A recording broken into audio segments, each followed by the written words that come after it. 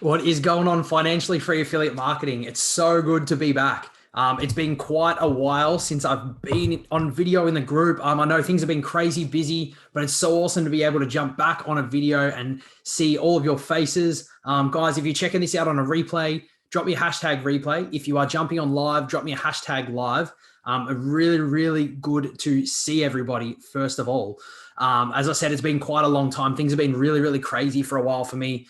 For a lot of you guys, you'll be aware of that. You would have seen what's going on. But big shout out to everybody for supporting as always. It's been amazing to have all of your support as well. I've still been semi-active, sort of posting in the group and, putting content out there because I want to help you guys as much as possible. But today, I'm back. I'm extremely happy to be back. I'm going to try and make this a regular thing, time permitting, so I'm not going to commit it to anything right now. But today I'm back with 3 reasons why your leads aren't converting to sales. Now, this is a huge, huge problem for a lot of people. And I know this was a huge problem for me for the better part of 6 months when I started. I really, really struggled to figure out why these leads weren't converting because I knew I had leads. People were showing interest. I was sending links. I was building relationships and people were asking questions. I was sensing these what I later learned were buying signals, but nobody ever bought. And it was incredibly frustrating. I could not figure out what was going on. So today I want to give you 3 potential reasons. Now, understand this is not an exhaustive list of reasons why your leads aren't converting to sales. It could be a number of things, but I want to give you 3 of the most common reasons. The 3 of the most common reasons that your leads are not converting into sales. Okay. Let's jump into it. Before we do though, guys, if you've jumped on live, drop me a hashtag live and I'd love to know where you're checking in from. So guys, if you're watching live, throw me a hashtag live in the comments. Let me know where in the world you're checking in from. And if you guys are checking this out on a replay, do the same. Drop me a hashtag replay. Let me know where you're checking in from in the world. I'm going to come back and respond to all of these comments. Unfortunately, today I don't have time to stick around and answer questions, but I'm going to come back and respond to all of these questions that anybody has. So if anything comes up throughout this presentation, I guess we'll call it, then drop me a comment down below. I'll come back and I'll answer it all for you guys. I want you all to be super clear, but it's awesome to be back. Good to see you all. Hope everyone's doing really, really well. Let's jump into it. 3 reasons your leads aren't converting to sales. So number 1, and this is huge, is that they don't see you as an authority, right? You've got to be seen as an authority in the game to make a bunch of sales. Like if you want to get any sort of traction, you need to be seen as an authority in this affiliate space. So if your leads don't see you as an authority, if you're not positioning yourself as an authority and as a leader, then it's very likely that they're not going to convert to sales. And this is why I wanted to bring this up as the first point. Incredibly important thing is you need to position yourself as an authority and these people need to see you as an authority. Okay. It goes both ways. It starts with the belief. All of this starts with belief. You need to believe. You need to see yourself as an authority and believe that you have access to information and that is very valuable to certain people. You know things that a lot of people don't, and you have something to offer. You can teach people. Let's jump into a little bit more detail. So ways that you can build yourself up as an authority is content. Now, these are just dot points. I understand they're very, very simple in the presentation, but content as number 1, right?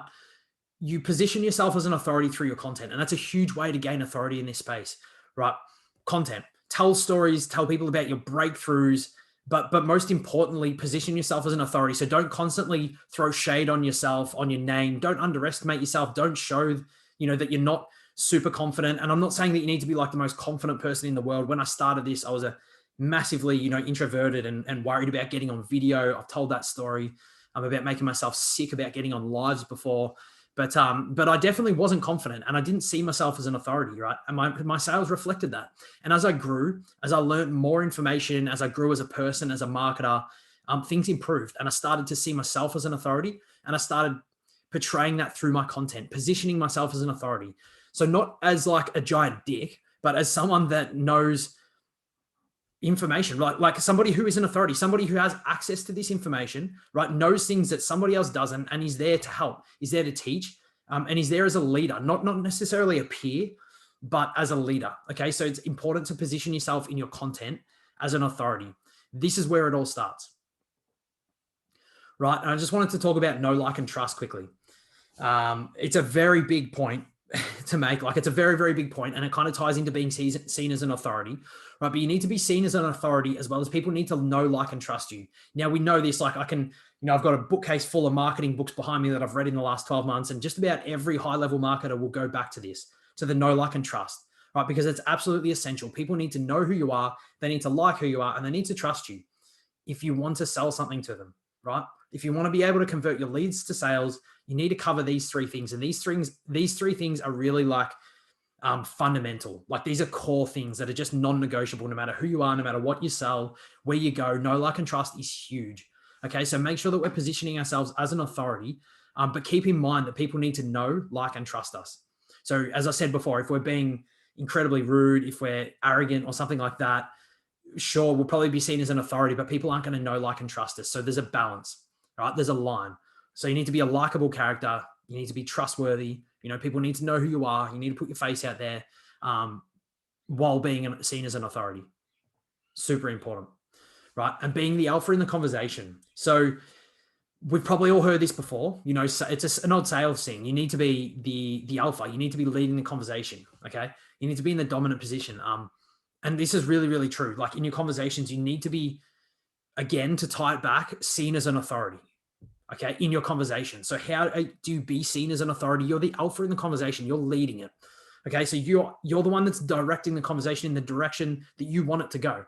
And this doesn't mean being, like, really dominating and rude and pushing people and ignoring what they're saying. These are human beings. We need to talk to people because we need them to know, like, and trust us. But we also need to be able to lead the conversation, to be the alpha.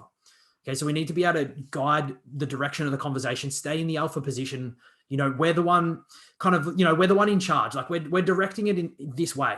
And the other person is obviously, answering questions and receptive to what we're saying. But we're definitely the alpha. We're seen as the authority. Again, this comes through belief. Like, this all stems with belief. So crucial. If you don't see yourself as an authority, if you don't see yourself as the alpha in the conversation, you'll take on the beta role, and the other person will lead the conversation, and you'll never make a sale in that instance.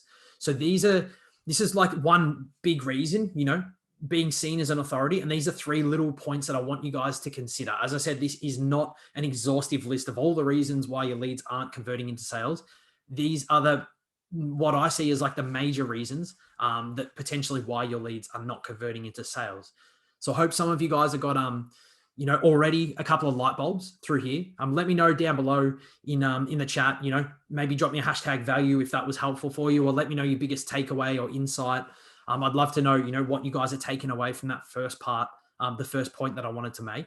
And while you guys are doing that, I'm going to move on to the next one. You're being too salesy, right? And I know there's a lot of people that need to hear that right now. You are being too salesy, right? I needed to hear that. Sometimes I still do. Like, I needed to hear that many times before. You're being too salesy. You're pushing people. You've got sales breath. They can smell it from a mile away. It's so obvious what your motive is here. It's going to kill your sales. So if your leads are not converting into sales, there's a good chance that you may be being too salesy. As I said, I've been there a long, long time. I pushed away a lot of sales. I left thousands and thousands of dollars on the table for this reason. Okay. So potentially, if your leads aren't converting into sales, you might be being too salesy. There's a few things to think about here. A lot of the time what we do is we get into like sales mode because we're like, got to make some money. I'm chatting to a bunch of people. Let's go. Let's get them in. Let's find out about their problems. Let's see if I can solve them. Let's offer them a solution. Right. And we completely neglect to find any common ground with a person, to build any kind of rapport. We'll jump straight into like, hey, it's great to connect. What do you do online? Oh, that's really cool. How's that going for you? Oh, yeah. How long have you been doing that? Oh, cool. So what's your goals? Right. This person is just going to put their walls up straight away and back right off because first of all, it's probably been a cold outreach message. So they don't know who you are. You've sort of come out of the blue and jumped in their inbox and you haven't found any common ground. You need to build rapport. Like, this is absolutely crucial. All of my sales conversations have started with finding some common ground. Okay, so some of them I've invested more time and energy into this. Some of them less. Some of them were easier. Okay, but all of them, I found some kind of common ground somewhere. So it's really, really important. So this is a common cause of, being too salesy, not making sales, is that you're being really, really pushy, right? And we're just jumping straight into business, and we're not taking any time to find any kind of common ground or rapport with the person. And I want, particularly the high ticket affiliates that are watching this, it's going to be absolutely crucial for you, because you're selling something, that's worth over $1,000. In order for somebody to make a purchase online of something that is worth over $1,000, you're going to need to find some sort of common ground. You're going to need to build some kind of rapport. Like, it'll be very rare where you don't, like, out of the, well over 100 high ticket sales now that I've made since starting, I can't think of one where I haven't found any common ground or rapport, and I've just been able to jump straight into business and close it.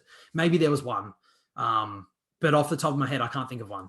So absolutely crucial, guys. Really, really important. And this comes off as salesy when we just jump straight into business, right? So if you're failing to convert your leads to sales, let's take a look. Are we finding common ground? Are we building any rapport with a person? If not, we need to be doing that. It's a non-negotiable. It's got to be done. Now, the next thing I wanted to talk about is interrogating your leads. So we're coming off as too salesy when we're interrogating our leads. And this is something, like, I'm going to say this again and again, because these are all mistakes that I made, and that's why I want to share them with you guys so you don't have to make them. But interrogating your leads is something I see a lot of people do, and I did a long time myself, is it's just counterproductive. Like, we get taught that we need to ask questions, and we do need to ask questions. We need to ask the right questions as well. It's super important. Like, we need to do some digging. But, and here's the big but, if this conversation is coming off like an interrogation, the people are going to back off again. They're going to put their walls up. They're going to be like, yo, what's the deal? Like, you're just hammering me with questions. I don't know anything about you. You haven't shared anything with me, and you're just hammering me with all of these questions. So as I said, important to ask questions. If we don't ask questions, we don't get any information. And if we don't have any information, we don't make a sale. But be careful not to interrogate your leads. Like, this is a conversation. This is a person, right? Back and forth. Okay. So super important to make sure you're not interrogating your leads. This is something I teach my students inside the mastermind. A few ways of getting around this. There's a few formulas I use, which is, ways of getting around feeling like it's an interrogation.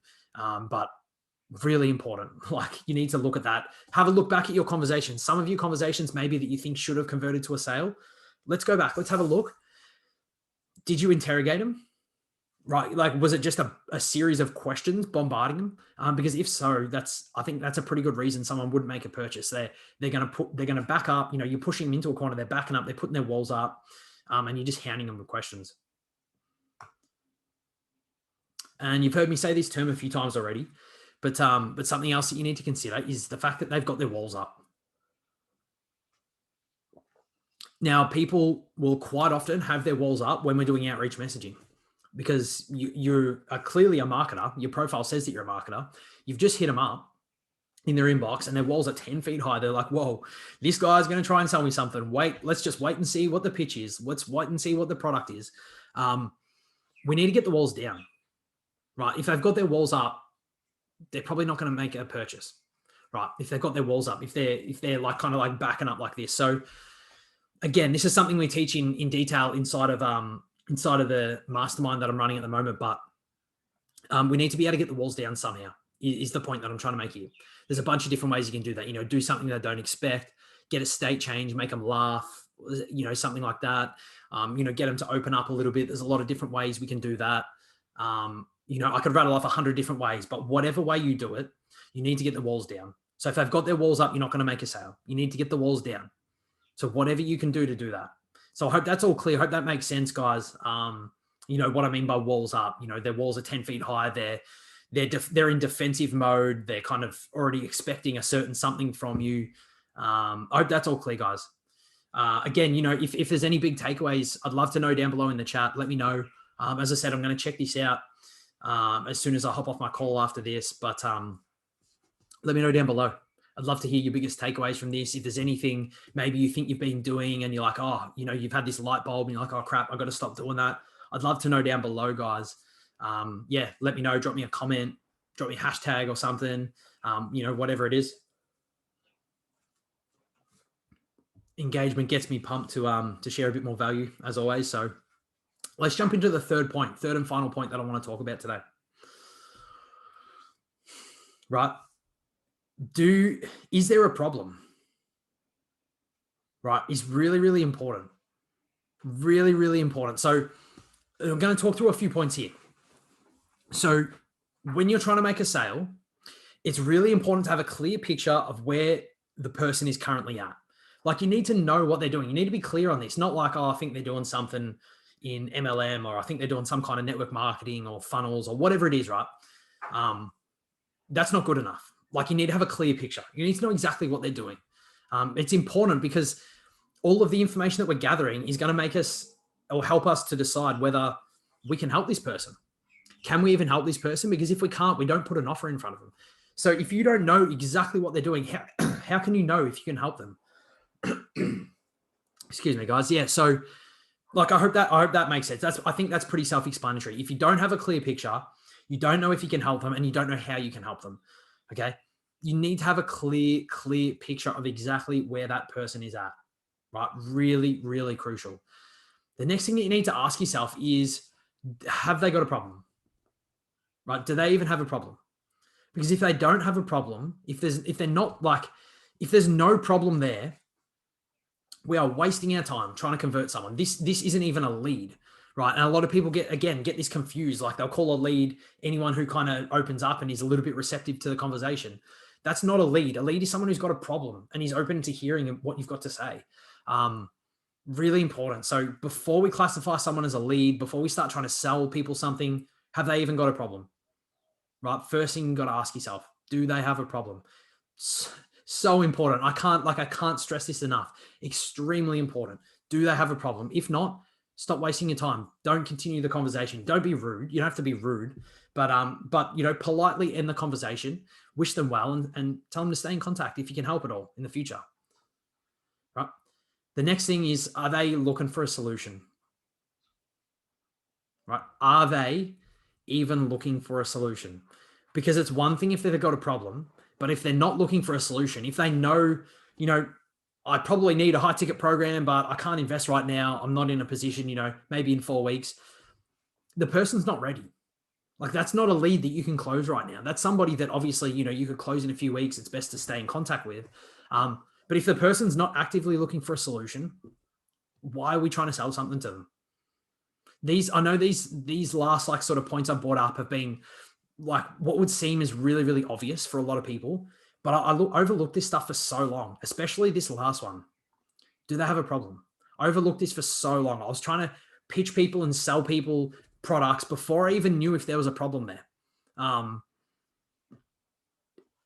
Idiot. Like, I felt like an idiot when I realized this, but there's no shame in doing this. I've done it. I know a lot of people that have done it, and there's probably a lot of people that are watching this that have done this as well. But if they don't have a problem, how are we going to sell something to them? Because we solve problems, right? That's what we do, is we help put a solution for someone's problem in front of them if it's a good fit, right? So if they don't have a problem, what are we going to put in front of them? Occasionally, like once in a blue moon, there'll be a sale. Someone who doesn't have a problem and might be looking to further their education, or somebody that might be looking for, something like that, just another offer to promote. But then most of the time you're going to need and when I say most of the time, it's like 99.9% of the time, if the person doesn't have a problem, there's no sale to be made there. I overlooked that for so long. And that's why I want to share it with you guys, because I don't want you guys to overlook this. If there's no problem, stop trying to sell things to people, right? And if they're not actively looking for a solution, we're wasting our time trying to put a solution in front of them, because we're putting something in front of them that they're not even looking for. Like, I hope that makes sense. It's pretty self-explanatory, but as I said, a lot of people overlook it, including myself, for a long time. Let me know, guys. Is that clear? Is that helpful? And it all comes back to asking the right questions. Obviously, you aren't asking the right questions. You need to know all this information. It's so important. I think it's probably worth recapping. So you aren't asking the right questions. Do you have a clear picture of where they're currently at? Have you asked those questions? Do they have a problem? Have you asked that question? Are they looking for a solution? Have you asked them that question? Right? All non-negotiables in making a sale.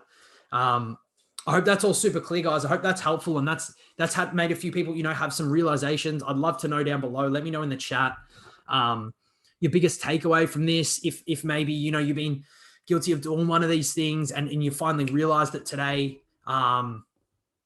love to know. As I said, I have done all of these, all of the above. And that's why it was so easy for me to create this quick slideshow because, because I've done all of these in the past. I struggled with all of these for so long. And these are the things that I had to overcome in order to get to where I'm at now.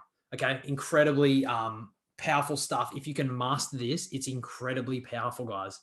So as I said, drop me a comment down below, whatever it is, let me know if you got value, or let me know your biggest takeaway, even better, so that I can continue to customize and improve these trainings for you guys. As I said, I'm going to try and make these a little bit more regular, which would be exciting. And for those who are potentially interested, guys, I've obviously been running a mastermind for a little bit. I've kind of dropped a few hints of that throughout this live, that it's in beta phase right now. These are the types of things that we teach inside there. So we go through things in detail, like, I know one of my favorite parts of the mastermind training is the 2 hours and 20 minutes, I think it was, 2 hours and 20 minutes messenger masterclass, where we go through exactly how you speak to people, exactly what you got to say, the types of questions you need to ask, the positioning. It's a gold mine. Honestly, it's a gold mine. It's 2 hours and 20 minutes of just everything that me and my business partner know about Messenger and the way we've been able to build 6-figure businesses, almost exclusively closing sales through Messenger. So it's been incredibly powerful stuff. That's just one out of 6 lessons that we have inside of the mastermind.